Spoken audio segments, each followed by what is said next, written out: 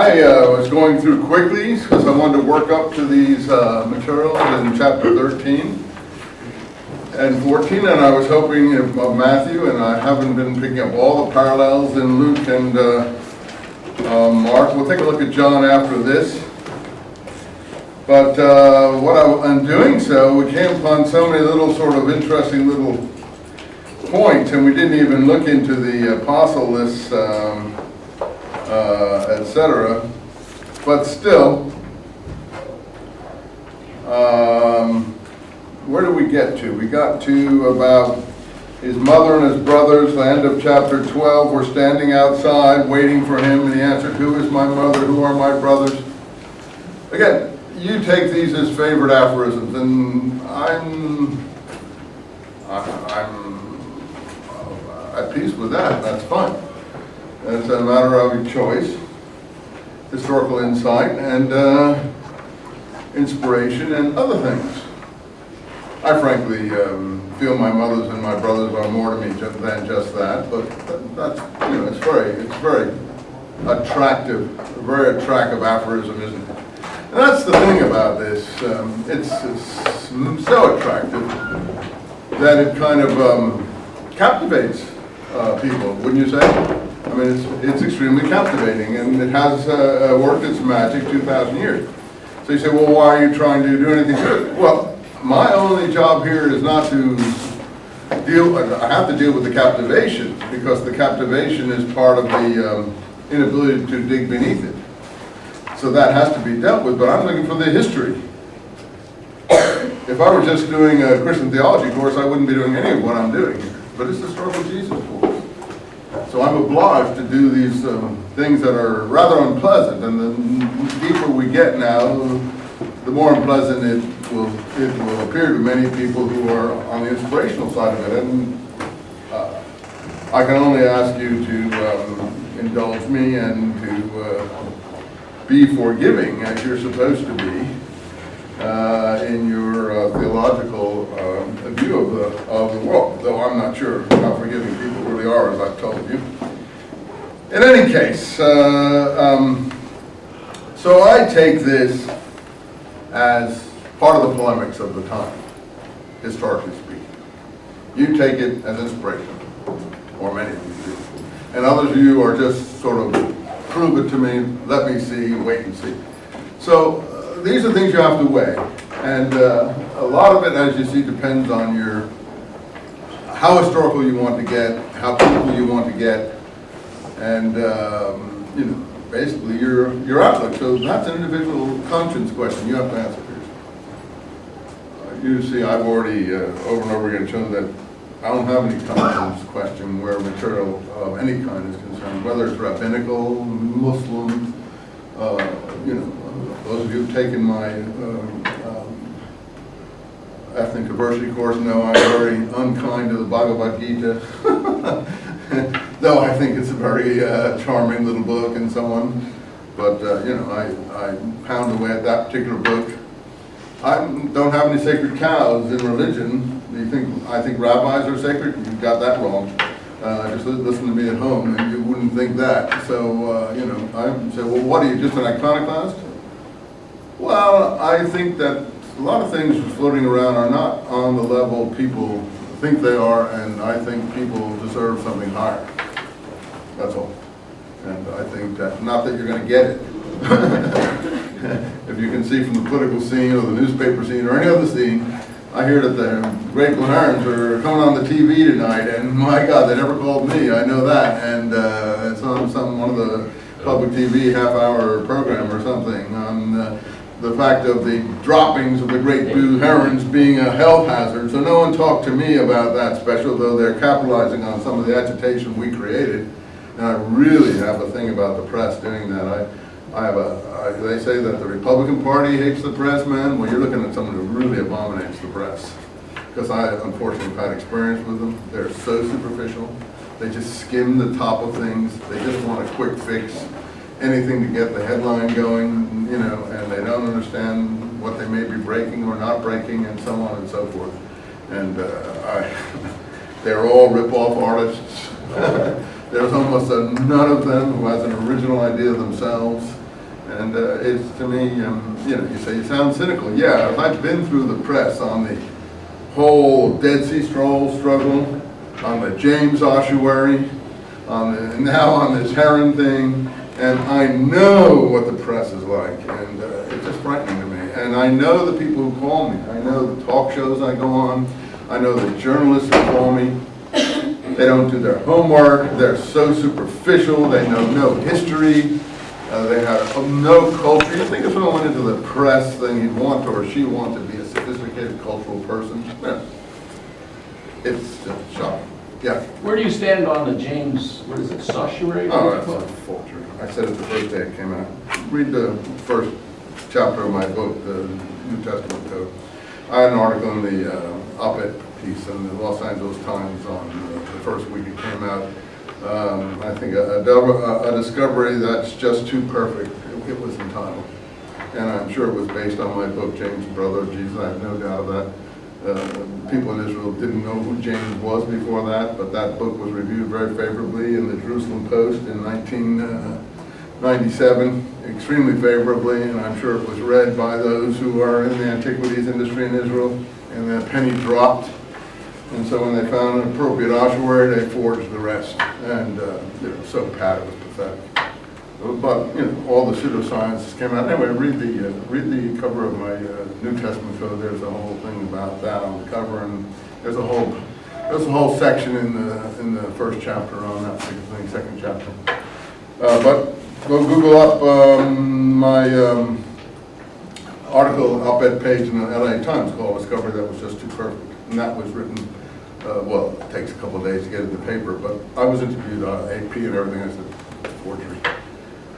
It was just was what the believer was aimed at, a modern believer, what a believer would have thought, you know. Jacob, the son of Joseph, there'd be plentiful ossuaries probably, because people don't realize how plentiful the ossuaries are in Jerusalem. It costs you $20 for something like that in an antiquities store. You know, they dig them out of the hillsides all of the time. And so the forger put in a different handwriting, the brother of Jesus. There's no, only one ossuary in existence that even mentions a brother. And in terms of ossuaries I'm talking about. And it was in a different handwriting. And in addition,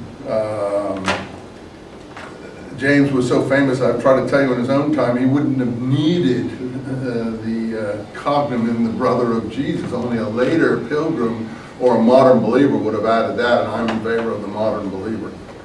You know, that would, you know, in any case, as I illustrated, if you read my James book over and over again, James was buried in the ground in the normal way, according to all early church testimony, where he fell beneath the so-called pinnacle of the temple, and his marker was there till the 5th century. So there was not even an ossuary concerning James's body in existence.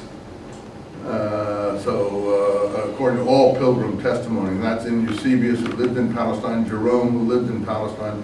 I just said in my Los Angeles op-ed piece, if these people had read further in my book, they would have known better. But they only read the beginning, where I said perhaps the best proof of Jesus' existence is the fact of his brother James. And that's how everybody was taking it. Oh, finally we have proof of Jesus' existence. Well, I'm not saying you should or shouldn't, but that particular ossuary is a total forgery. And I even know the people who did it, and I know for a fact that the people who did it were very well aware of my James book, because I met one of them through the Michael Bajan, Richard Lee, Dead Sea Scroll Deception. And if you've read Michael Bajan, the one who wrote Holy Blood, Holy Grails, a most recent crummy book, he's a nice fellow, a good friend of mine, but his book is pathetic. He needed money, and he wrote this book called the Jesus something or other. Just recently, it's on sale in Barnes & Noble. I forget what it's called. Jesus Papers? Huh? Jesus Papers. The Jesus Papers, right. Where I know who the antiquities guy is, because he introduced me to him in London. He sells forged antiquities and other things. I've got to be careful what I say.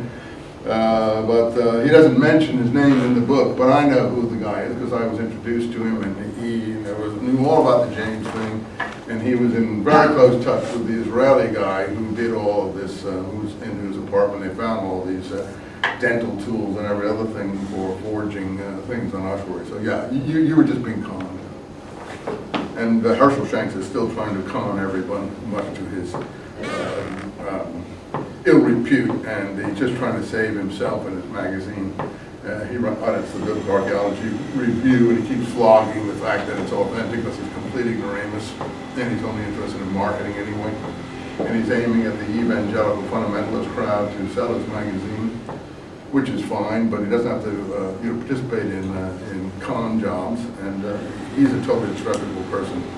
He wrote me the other day asking me, Professor Eisenman, after I gave him a lot of stuff for the Dead Sea Scrolls struggle thing, he said, we're having a coming issue where people are going to tell their personal stories about the Dead Sea Scrolls and how it's meant to them.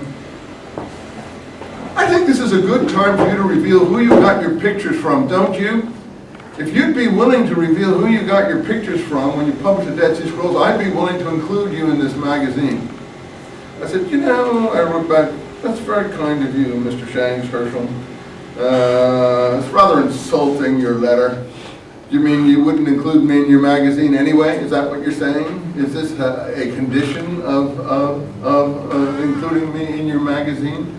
I'm not sure whether that would be the proper format to make such a revelation, but I'll think about it. I didn't want to get him. I didn't want to get him all worked up, so he had some other axes to grind against me. I said I'll think about it, but I don't think you would address people like Frank Moore Cross or Geza Vermesh or others like that. Give them a condition on whether they could appear in your magazine. And basically, I told him, you know what. It says something like FU, I think it's called. Yeah, that's right. Another pseudo-fake journalist. Sorry to be bitter, but you don't know what it's like fighting and being involved with these struggles. That's all I can tell you. So, having said all that, and since you asked me about the James ossuary, I hope that's good enough for you. That really annoys me. Someone wrote me and said, Professor Eisenman, someone who was actually giving us money for our archaeological expeditions, he said, Herschel Shanks is a good friend of mine. Why don't you stay out of this one? You don't need to be involved in this ossuary one. It'll only redound to your negative reputation if you say something negative here. Just leave this one alone, and when the journalists were calling me. And,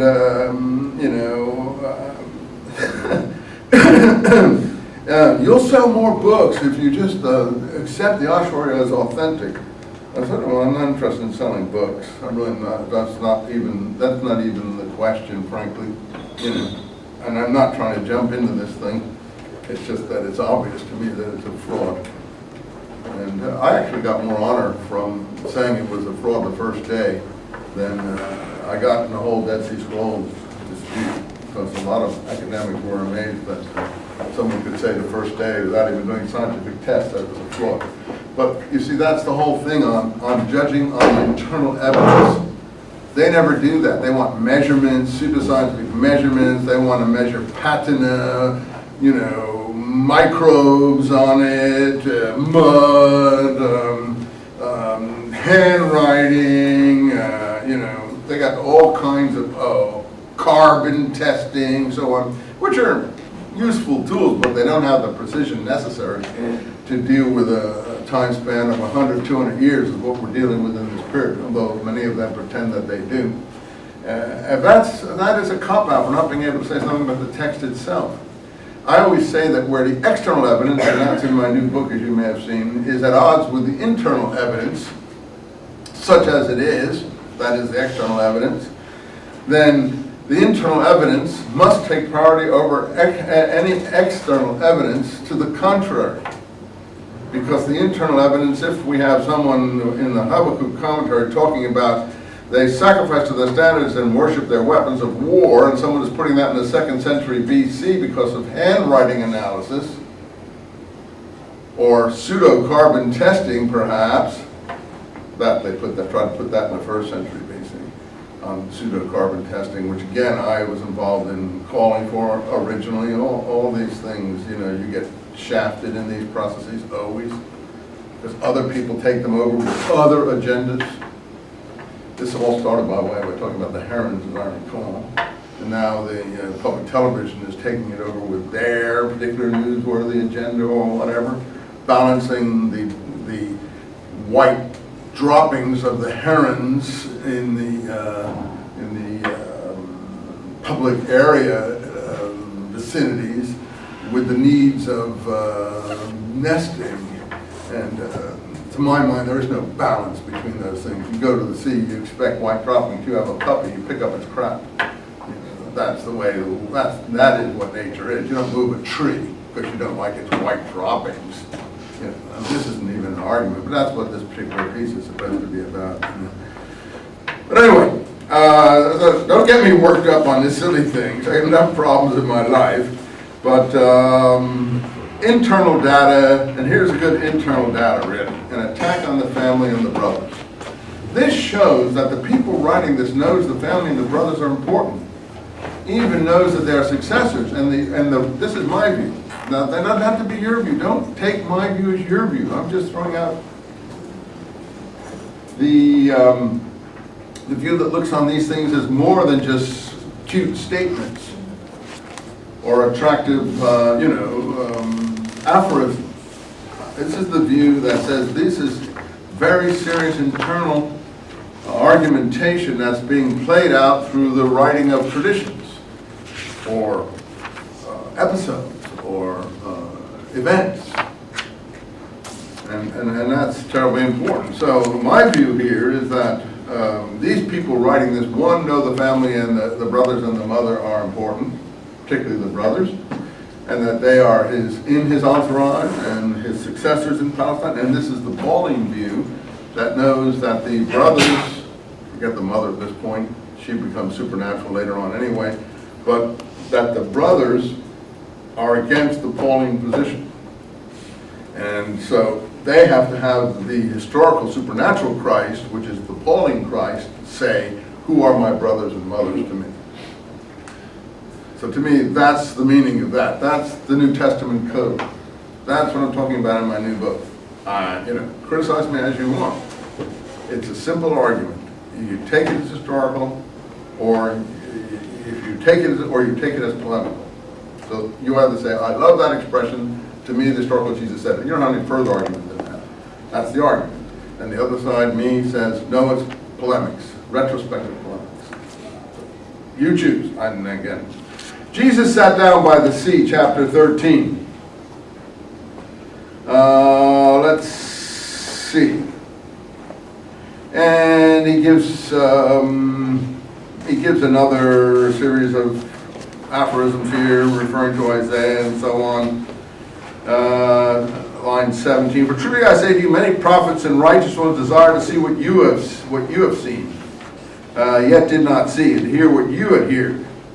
And then he gives the parable of the sower. Interesting, that is introduced by an anti-righteous one, and that's very important. Who's the righteous one? James. People like Honey, the circle drawer, if you've read your Josephus, are called the righteous one. Probably an ancestor of James and so on. The Tzaddik. And here's the parable of the tares. And so he gave this parable here. He presented another parable on 24. It's only in Matthew. The kingdom of heaven has come like a man sowing good seed in the field. But while the men slept, his enemy came. There's the enemy terminology. Enemy was the terminology used in the letter of James to refer to the foolish, empty man's approach. Paul speaks in Galatians, how can I, your enemy, have become? Is it by telling truth to you that I am your enemy? That's in Galatians 4, you can find it. In James 4, I can show you James 4 quickly, which is, see, this is why you have to have all these things at your fingertips. You can't just, operate in a vacuum. So look at James 4 quick. I'll tell you here. You adulterers and adulteresses, for do you not know that making yourself a friend of the world turns you into an enemy of God. And then it goes again in the Greek. It continues in my English version. It doesn't. Oh, think you in vain that Scripture. Let's see where it says. And then it repeats. Whoever therefore is minded to be a friend of the world becomes an enemy of God. It's repeated twice in the Greek here. So you say, well, how does that relate to Paul? It does relate to Paul. Because Paul was always accused of making things too easy, of being a friend of what? Friend of men, friend of the world. And therefore turning himself into an enemy of God. How is he a friend of the world? Just, you're saved by grace. You don't have to do anything. What's that famous spiritual grace, famous thing everyone always sings? Yeah, Amazing Grace. What's one of the lines there? By grace, and so on and so forth. That's lovely. There's nothing wrong with it. It's just Pauline. It's fine. It's not Palestinian. That's all. By grace, etc., by grace, etc., and that's connected to the faith doctrine, which is fine. There's nothing wrong with having faith, and we all need it. And I agree with you. The law is too onerous for people. I'm not saying that the Paul doctrine doesn't work better in the modern world. No one ever heard me say that. I've only said, although don't think much of it when, people get Christ on their deathbed. Or Chuck Colson, the dirty tricks guy under Nixon, gets Christ and he's saved. I don't think much of that aspect of it. Or Eldridge Cleaver, the Black Panther leader, suddenly becomes a true believer and he's saved and so on. I'm not against the Black Panthers either. I don't mind Eldridge Cleaver, but I don't think you should take that route out. Works do mean something. Now, in our world, we mean good works. I'll give some charity or something, or pick a person up on the street or something like that. Oh, that's good too. But in the old Palestinian view, you have to understand ma'asim or osei Torah, works of the law, works of the Torah, and those are very onerous. Those have to do with purity regulations and lots of other things. And I agree that the Jews themselves even said, hey, this is only for us. It's only a priestly people. And in the old days, even in India, the Brahmins had special legislation that they alone had to fulfill. For instance, a high priest family in the Jewish tradition can't marry a divorcee. That's a work of the law. Not a very elegant one. Don't ask me why, or a foreigner, or something like that, because they want to keep the line pure, I suppose, or whatever. I don't know the whole reason behind it. Doesn't matter to me. But I'm just trying to show you that these things for the priesthood are very special. And the Jews were saying in the Old Testament, we are a people of priests. That is, we are a priestly people for mankind. I know it's arrogant. I'm not blind. I'm not advocating things that are arrogant. I'm just telling you what was, not that I'm approving or disapproving. My job is only to say what is, what happened, not say this is good, this is bad. So the Paul thing is reflective of overseas Gentile Christianity, and the Messiah here has that general characteristic. Except this parable of the tares, which is really weird. It slips in here in Matthew somehow. And to me that shows the polemics here of back and forth parable making. One group taking a parable and throwing it back to the other. You follow me? So mostly we have Pauline type parables here, but occasionally we'll have an anti-Pauline parable. And this is a perfect example of one. An enemy did this, and the servant said to him, then you want to go us and gather? And he said, no, lest in gathering you shall root up the wheat with them. Let them both grow together until the harvest. And at the harvest, we know the meaning of this, at the time of the judgment, I will say to the reapers first, gather the tares, bundle them in and burn them, but gather the wheat into my barn. So, this is really interesting material in Matthew 13. I don't have time. You can, more about the righteous, line 43. The righteous shall shine forth like the sun in the kingdom. He that had ears, let him hear. Again, the scroll material, I will unstop your ears. And so it shall be, line 49. At the end of the world here, it's a net symbolism. The kingdom of heaven, line 47, is like a net. It's thrown into the sea and gathers together fish of every kind. And drawing to the shore, they gathered in containers and threw out the bad. So it shall be at the end of the world, we will throw out the bad into a furnace of fire. So this is not a very peaceful Jesus here. It's pretty aggressive Jesus, pretty militant Jesus. Okay. Now in chapter 14, we have Jesus, and this is the prelude to the toilet bowl material that I've already done with you. First we have Herod's birthday party, and John's head being brought on a platter from 10 to 11, 14, 10 to 11. And John did many mighty works, 14:2. What kind of works? Not curings and raisings, I imagine, but maybe that's what's implied. Anyway, so Jesus is on a ship in the Sea of Galilee, line 13. Let's get this. So now we can start if I can find 14, 13 here. Let's see, so I can follow this along.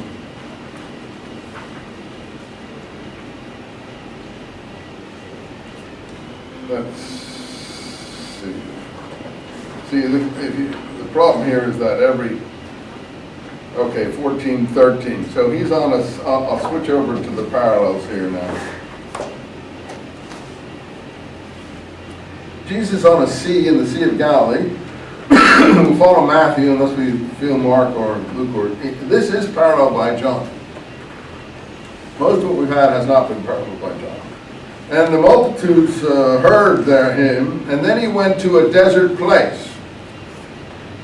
So it's another of those exoduses into the wilderness to show them the signs. Remember, where do we have those passages about these agitators, pseudo-prophets, Josephus, 2 or 3 times, both in the Antiquities and in the war. Find those things, because that's what's carried. So this is another signs episode in the wilderness. And Mark has it on line 31. Come ye therefore apart in a desert place. Which is a little bit different than the way Matthew puts it for John 6, apparently. I have it as a parallel to John 6, 1 to 15. It's at Passover time, which makes it even more miraculous and important, because Passover is always a good time. So it's like an Exodus, and he's going up on the mountain like Moses in Mount Sinai, if you will. And, I'm not sure how closely John follows this, or do you have John paralleling it in your synopsis here? So it's a desert place. Again, Matthew repeats in 15. Same in Mark. I'll just give you the line number, 32. And for Luke, you see it's interesting. Jesus goes up to the mountain in John, and he sat with his disciples. You often wonder, what's the difference between disciples and the 12? See, for Luke, it's the 12. So these things have always these slight variation. I can't explain everything to you. But notice how unfriendly, if you like, or clearly not Palestinian, to put it kindly, John is. Now the Passover, the feast of the Jews, a Jew wouldn't write that way. That just wouldn't be. You say, well, suppose he's writing to a foreign audience. You'd say, well, Passover, our feast. I don't think you'd ever say, oh, Passover, what the Jews celebrate. It's just not the way, It's like Thanksgiving, what the Americans celebrate. That's a non-American. We don't celebrate it, and it's nothing to do with us. The person's right. So, that's how I judge a thing. Internal evidence. Now, John's supposed to be one of the Jewish apostles. No, I don't think the writer is. John certainly probably was, but I don't think the person who's writing this in the name of John. Anyway, that's for you to determine. That's a point. You have to weigh. Jesus, therefore, lifting up his eyes, following John, and seeing the great multitude coming up to him, said to Philip, "Where to buy the bread to eat?" This he said to prove him, for he himself knew what he would do. Well, again, it's like another of those Judas Iscariot type episodes to see if the guy is really faithful or not. That's how John is presenting it all. The only interesting parallel in John here is the baskets and the numbers and the barley leaves and so on. That's what we're going to try to look at here. So let's just leave John apart with all the problems of Philip and Simon and Peter that he introduces into the narrative. We test one and see who's more faithful and so on. That's not in the other one. Right? So John isn't really a parallel. It's a different narrative line. So let's go back to Matthew 15. The place is a desert, and he sent the multitudes away. I've already told you that in the scrolls, the rank and file of the community are called the... What? The rank and file of the community are called the what in the scrolls? The Rabbim, the many multitudes. So that's the actual word in the Dead Sea Scrolls for the general membership of the community. So I think it's being reflected here. That's another choice you have to make. Is it reflected here or isn't it? You have to be the arbiter of this. You're looking for the historical Jesus. Your historical Jesus may be different than mine. And that's what we all have to reckon. There's no final word on it. Okay. Anyway, so that they could go and buy food for themselves. But Jesus said unto them, who said send them away? I don't know. I guess he's saying you don't have to say that. You know, we're going to have plenty of food here for everything. And but we have here but 5 loaves and 2 fishes. Huh? The 12 came to them and said, Okay. Which one is that in? Luke. Oh, you see, that's in Luke. Yeah, the disciples said in The disciples said, where is that? What line is that? 15. Okay, thanks. It's hard to dig these, yeah, there's the disciples. It's hard to dig these things out. Yeah, the disciples in John, the disciples in Matthew. Okay, what's the difference? I think it's important to note these differences. If they are important, okay. If they aren't, okay too. What does Mark have? Anything along that line? Don't see anything particularly. The people? I see the people running to him. Anyway, so, no. So here Jesus again is pictured as, am I correct, as differing from the 12 Mark and the disciples. 36 is to send them away, if that's what you're looking for. I'm looking for who says it, yeah. The Oh. disciples. So. Yeah, disciple, Yeah, disciples. 35 and 36. Okay, so again, Jesus at odds with the disciples and the 12 who don't understand him. See the constant implication? These people miss the point all the time. That's polemics to me. I don't believe that Fidel Castro's disciples, Leon Trotsky's disciples, Martin Luther King's disciples missed the point all the time. And that only some enemy who never even saw the guy and comes in later as an upstart, Paul says, and last of all he appeared to me. I love that. Where does he say that?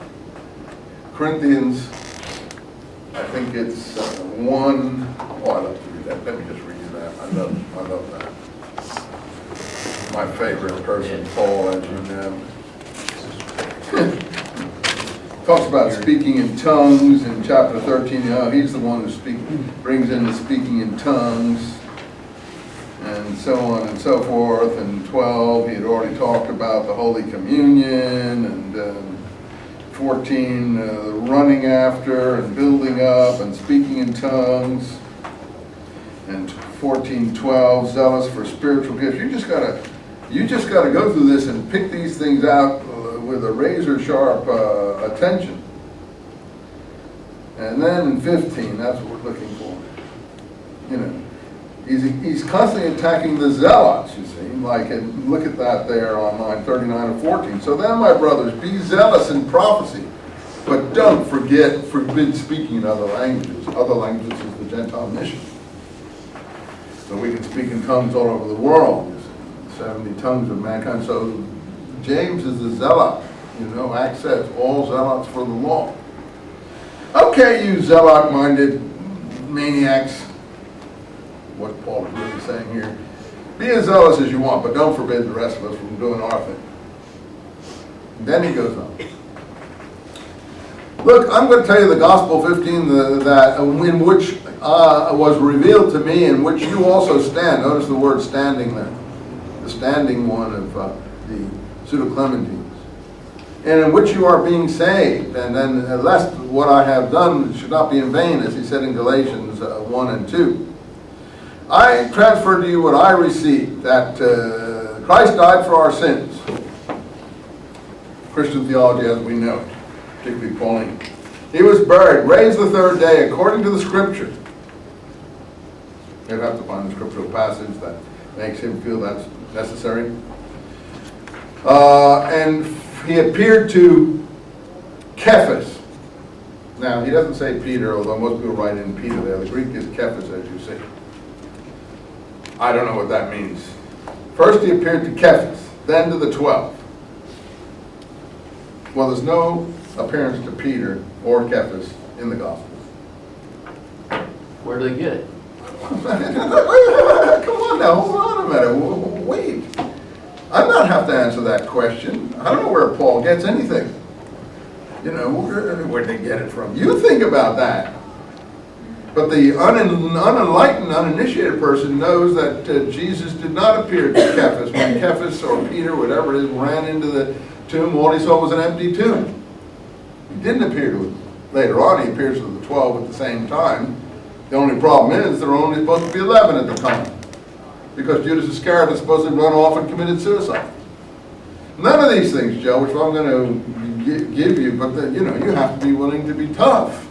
If you're just going to be, you know, fob everything over that is a problem, which most believers, for very good reasons, do, because they're looking for a faith inspiration. If they have to answer all these questions, how are they going to save themselves? So we're in a different kettle of fish. We're in university. You know, we're analyzing. So yeah, where do you get it? Well, first of all, we don't even know who Cephas is, if it's Peter or if it isn't Peter. Now there is a first appearance to who? Cleophas. In what gospel? Clopas. What gospel is that? Road to Emmaus, Luke. Clopas and another were walking on the road to Emmaus, and they saw Jesus.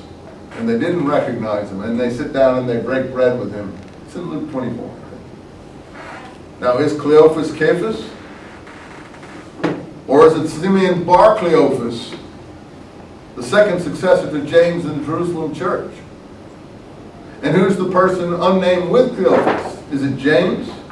Because that's certainly a family appearance. And that's why also I knew, for instance, the Oshawa was inauthentic, because in almost all texts, Cleophas is the father of James, Simon, Jude, and Joses. By Mary, or as John, so convoluted, I couldn't possibly go through it all with you, but in James, brother of Jesus, I do. Or as John would put it, Mary, the sister of the mother of God. Mary, the wife of Cleophas, the sister of the mother of God, the Gospel of John has. I hope you've noticed that. How many have noticed that in the Gospel of John? Well, it's there. Mary is not called the mother of John in the Gospel of John. Mary is the wife of Clopas, the mother of James, Simon, Jude, and Joses, the four brothers. Now the question is, Simon, who is Simon, the second brother? Is that Simeon Bar Cleophas? In my mind, that's who it is. But in all church literature, that's Cleophas is the uncle of Jesus, Joseph's brother. It gets terribly complicated. I work all this out in 4 chapters in James, the brother of Jesus, for you. It would take me half a term to do it for you. All I can tell you is to look at those chapters. But anyway,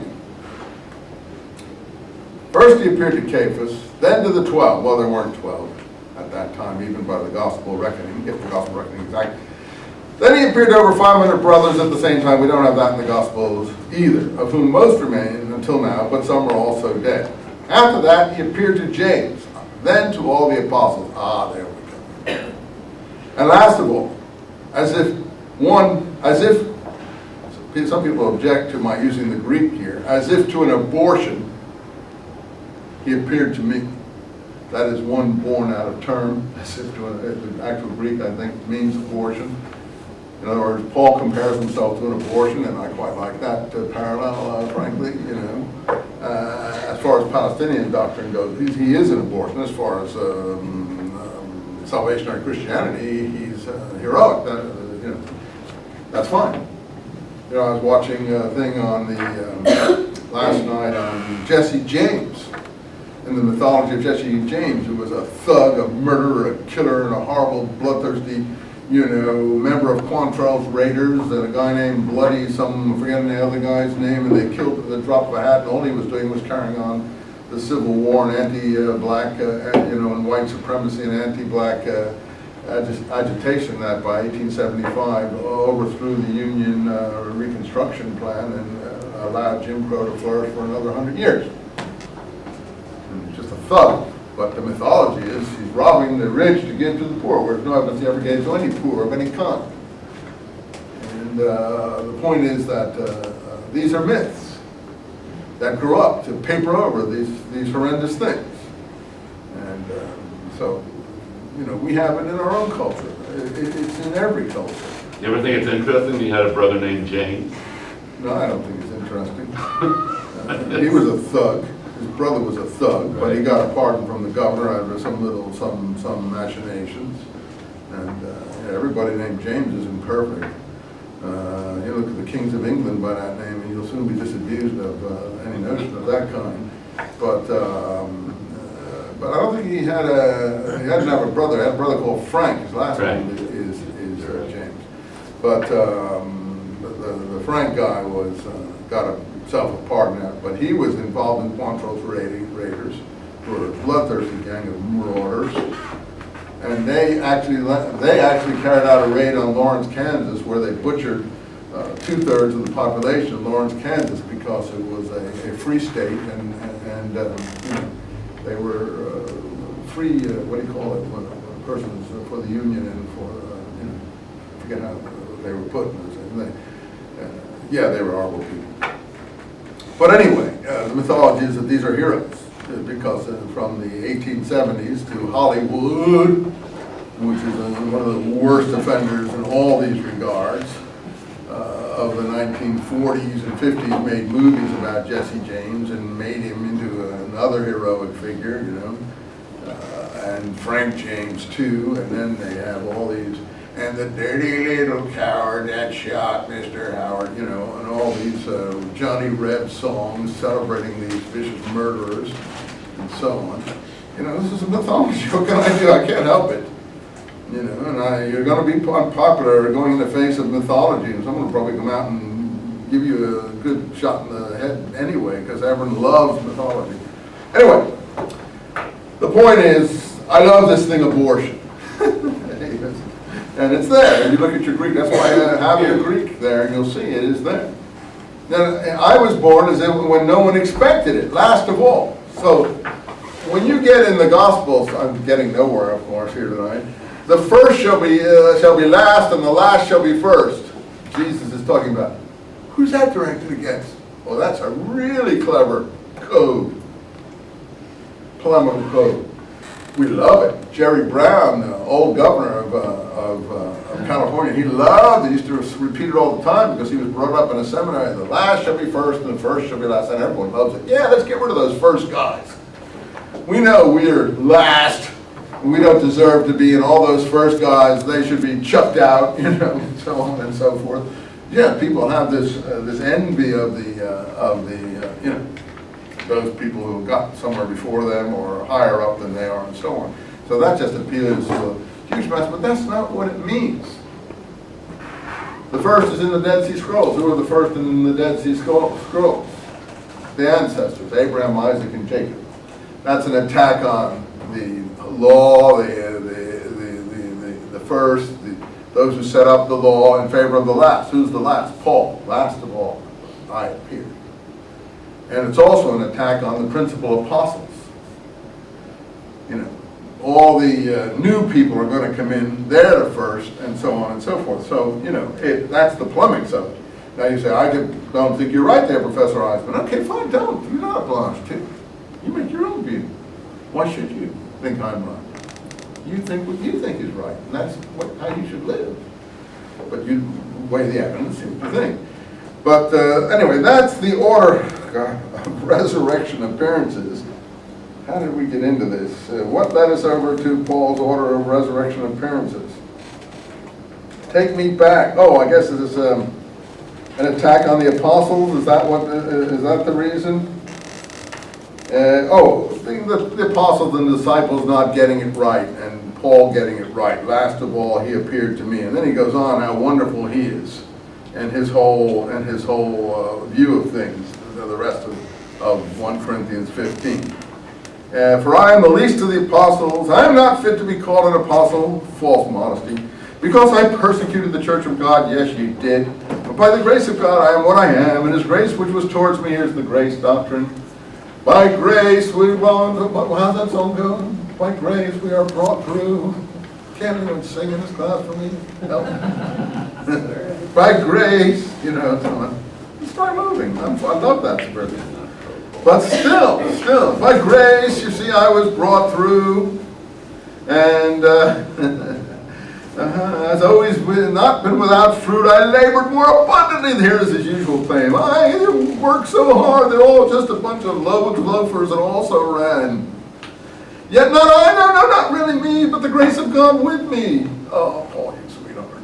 You're such a nice guy. It wasn't me, it was a grace working through me. If I was a preacher in a church, I would put it differently, and I'd win the whole church over. Look at Paul deferring to grace here. So it depends on your tone of voice. I'm the negative tone of voice. Another preacher would be the positive tone of voice. That's fair.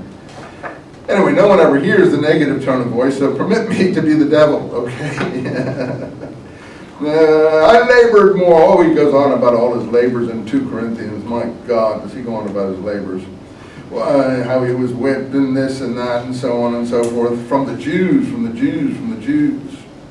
Whether then they are not, so we preach, so we believe. Now, if Christ is preached that he has been raised from among the dead, how do some of you say there is no resurrection? But if there is no resurrection, neither has Christ been raised. He loves that back and forth strophe, antistrophe, epod of the Greek lyrical ode. But if Christ has not been raised, then our preaching is worthless. Notice, you worthless man, don't you know that faith without works is dead? Dead Sea Scrolls. And the liar built a city on a worthless service and lying. Yes, they're all using the same language. And your faith is worthless. If Christ has not been raised, your faith is foolish or in vain, and so on and so forth. Well, you can go on about that, and so on. Oh, by the way, you can just pick up any place here. 21, for since death came through man, the resurrection of the dead also came through man. For all die in Adam, so also may be a life in Christ. Here's going to be getting into the primal Adam idea. He knows the primal Adam idea of the Pseudo-Clementines. Look at 45. For it is written, the first man, Adam, became a living soul. The last Adam became a life-giving spirit. Jesus is second Adam, or last Adam. The first man is of the earth heavenly. The second Adam, is the Lord out of heaven. I'll tell you a heavenly secret, and so on and so forth. Okay. That's 1 Corinthians, where he gives his resurrection signing list. But you see, first it doesn't agree with the Gospels at all, but everyone agrees that there's an interpolation there. And that the interpolation, I think, has to not be the second one, but the first one. What do you mean, Professor Eisenman? Let's go back to it again, since we just did it. There's so many things to... Look, First he appeared to Peter, Cephas, then to the 12. Well, he didn't appear either to Cephas or the 12 ever, because there was only 11, and so on. I don't know about an appearance of 500 brothers. Maybe that's the one where they're all met in Jerusalem and Jesus suddenly appears among them, and Mary Magdalene, or in Luke, Clopas and someone have come in and announced that they saw Jesus. Luke has Clopas and his companion come in. Other ones have Mary Magdalene come in and so on and tell them these things. And then Jesus suddenly appears among them.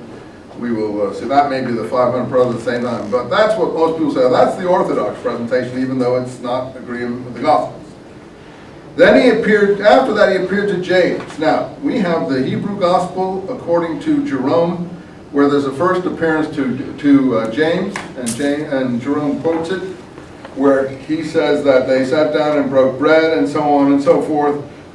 This is the parallel to Luke's Emmaus Road sighting. That's all I can tell you, that the Hebrew Gospel first appearance to James is the parallel to the Emmaus Road. And to some extent, your order in the church was often supposed to be according to when you had an appearance. So first he appeared to James, then to all the apostles. That's fine. There's no number given. And after that, and last of all, to me. To my mind, I would chuck out the first part and keep the second part. Most Orthodox-minded people chuck out the second part and keep the first part. So we definitely have a James appearance ranged against a Cephas Peter appearance here. You can't have both.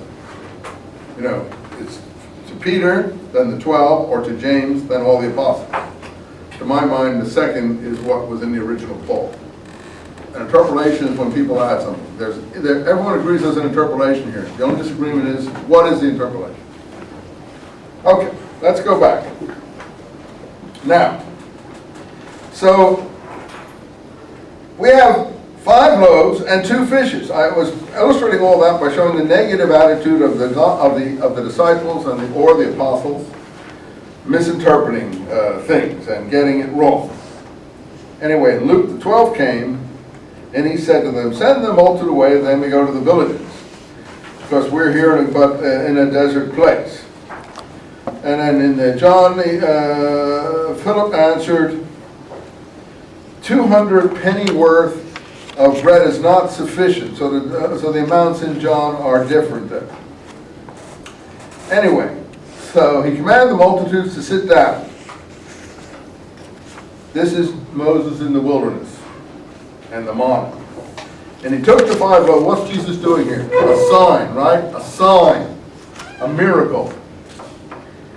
And the 2 fish, a magical sign in my view. And the 2 fishes, looking up at heaven, he blessed them and break them.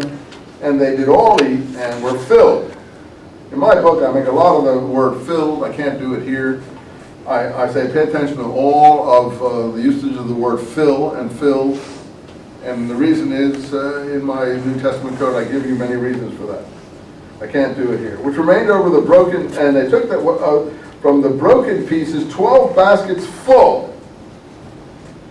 See, I say this relates to a Talmudic episode where a person, this is crazy, I know, called Noctimon, fills the temple cisterns after making rain. And Noctimon was also reputed to have fed the city of Jerusalem for I forget how many years by filling the grain storages. Now you say, what's one got to do with the other one? Well, Noctimon reappears in the Gospel of John as Nicodemus.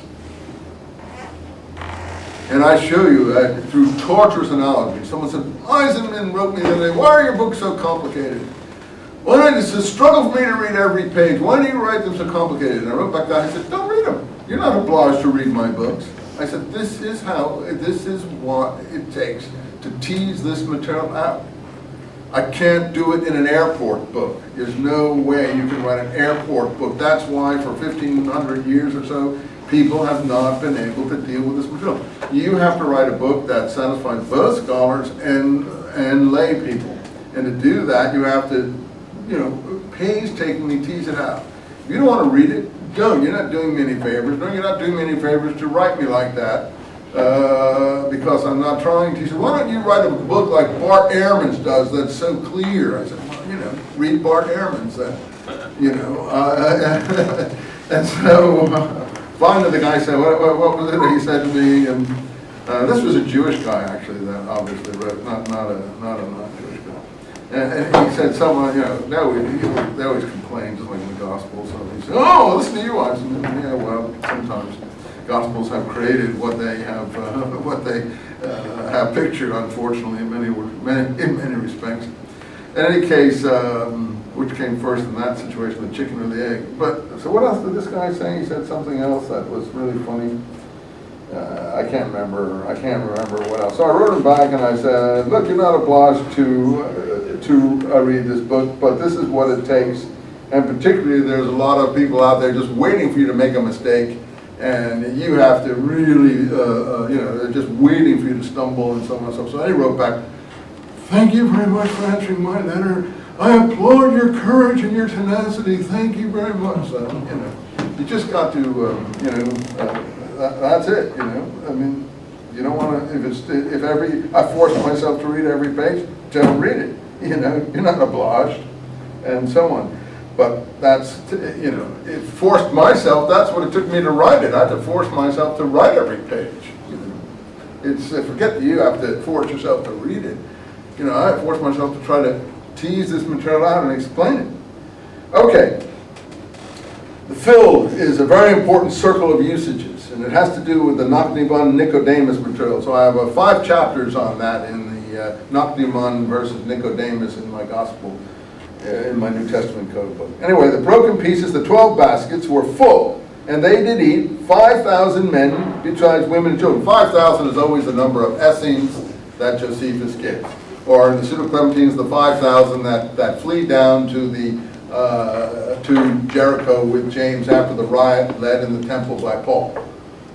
So 5,000 is always the number of Essenes. 4,000 or 5,000 is the number of Essenes, and even the people who went out in the wilderness originally with Judas Maccabee, I think you'll find. In any case, not with Judas Maccabee, some others in those early Maccabean experiences who lived in the wilderness. With Alexander Unias, I think it was. Anyway, Mark. His disciples came. It was a desert place. And Mark includes now the 200 pennyworth, you notice, that I think John has. So Mark has combined both John and Matthew here. So you see, what do you mean John doesn't agree with the other Gospels? It's almost impossible to unconnect or disconnect them. Sometimes they have one, sometimes they have the other. And how many loaves do you have? And they said, 5 and 2 fishes. And he commanded them all to sit down. Okay, that's like Matthew. And they sat down in hundreds and fifties and so on and so forth. And it's much more, Mark here is usually supposed to be more compressed. Here it's much more prolix. And they were filled. They took up the 12 baskets and also the fishes, and there were 5,000. Anyway, Luke basically is like Matthew, and then he entered a boat in Matthew, and they go to the other side of the river, and he goes to a mountain to pray. Now, John has. When therefore the people saw the sign, you see, John knows it's a sign. John 6:14. So that's like the sign. You see. And they say, this is truth, the prophet that would come into the world. Well, what's that? The true prophet. The true prophet. And where's the true prophet ideology found most of all? In Ebionitism. In Jewish Christianity, that is the true prophet ideology. So that comes in there. It's not in the other Gospels. And they wanted to make him a king, but he didn't, and he withdrew into a mountain alone. Okay, so there we've got that, right? Now, let me see if I can get it here the second version of this miracle. I think we'll find it. Where are you? Oh, here it is. Matthew 15.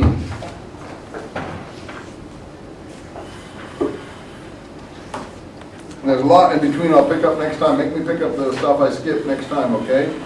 And Jesus said unto his disciples and said, I have compassion on the multitude. And they left, and the disciples said unto him, when should we have so many leaves in the desert to fill the multitude? 15:33, Matthew. Loaves, not leaves, loaves, in the desert place. And he said, how many loaves have you? 7. And a few small fishes. What was it in the other episode? 5. Yeah. And he commanded the multitude to sit down on the ground.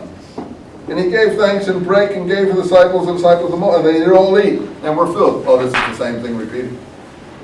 Just with different numbers. It's not different. Miracle.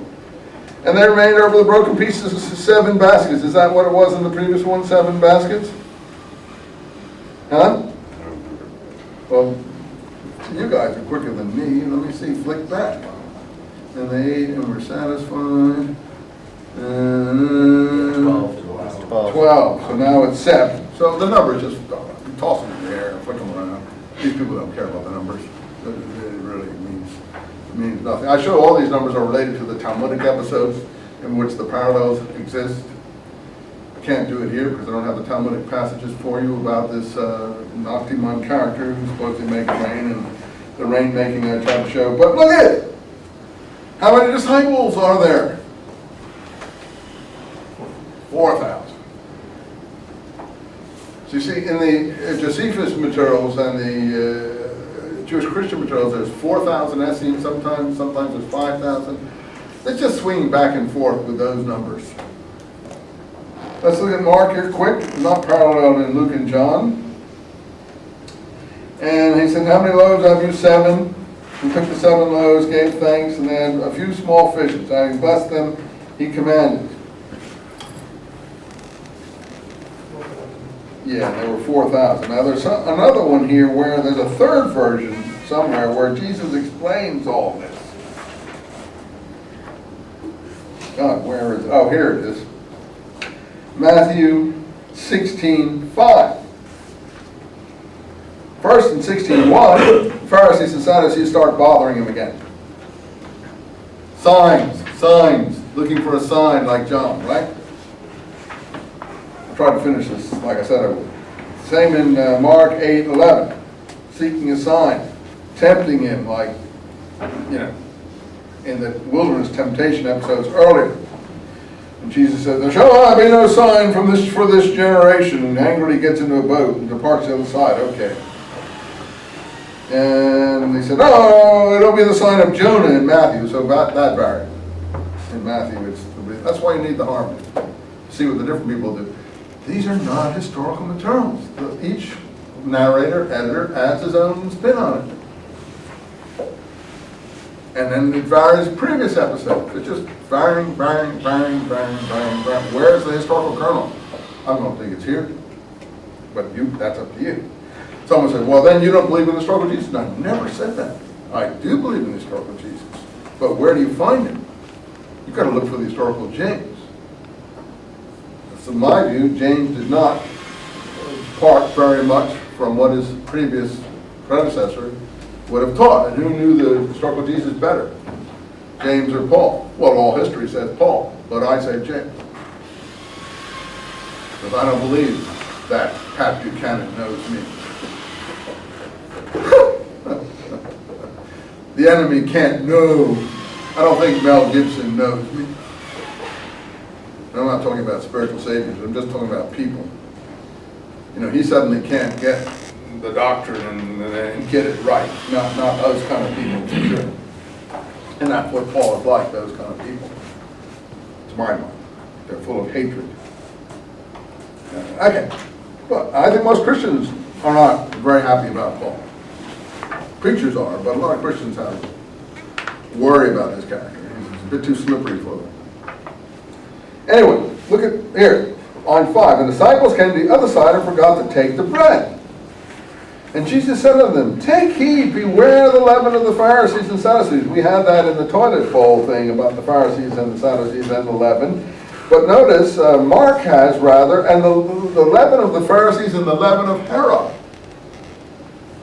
And they reasoned, saying, we have no bread.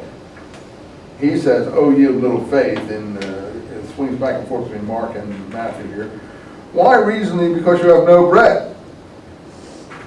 Do you not perceive? Back to Matthew. Neither remember the 5 loaves or the 5,000 and how many baskets ye took up? So that was the earlier episode, the 5,000, right? Neither the 7 loaves or the 4,000 and how many baskets ye took up? How is it you don't perceive that I spake not concerning the bread? But beware of the leaven of the Pharisees and Sadducees. Then understood they that he bade them not beware of the leaven of the bread, but of the teaching of the Pharisees and Sadducees. Now, Mark, having eyes, see ye not? Do you not remember when I break the 5 loaves among the 5,000? How many baskets full of bread? They said unto him, 12. But I think 12 was, I have a note here, that was the number in John. Take a look. This is tough, really tough. Let's see. Let's see, Mark. We see 5 and 2. Well, anyway, John. Let's see if I find it. 5, 2. Anyway, I think you'll find, as I say, that there are. It's 7 and 5 is 12. I don't know. I have a note, and I can't do it when Fill I'm. 12 baskets in John's. Where's that? Where's that? John 6. John 6. And what? 1 through 4, 13. John 6, line 13. Yeah. Okay, and what do the other ones say? They filled how many baskets? Matthew says 12. Yeah, Matthew says 12 also. And Luke. And John, they all say 12. Yeah, Matthew. And here it says, let's see, 7 loaves. Okay. Well, I don't know what point I was trying to make, but in any case, what did Mark say? Did Mark say that they filled 12? Yeah. Okay. So they filled 12. Line 43. Yeah. And when the 7 among them, the 4,000, how many basketfuls? 7. And he said to them, do you not understand? No, frankly, I don't. Now, the point is that in this later thing, the writer is aware there's a discrepancy between the first miracle and the second miracle, as it's recounted. And basically, again, I have to go through it again on 2 feet, not 1 foot as I'm standing here now. But take a look at my book. It's a very important episode. It's a feeding episode. And it's,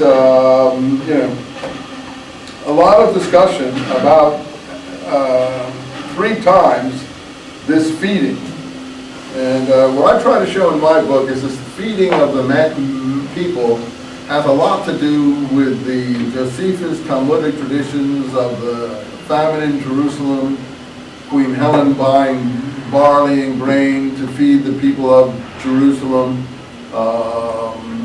In Talmudic lore, Nachman and another fellow named Ben Kalba Sabua, who you shouldn't know about, but if you're going to do these studies, you probably should.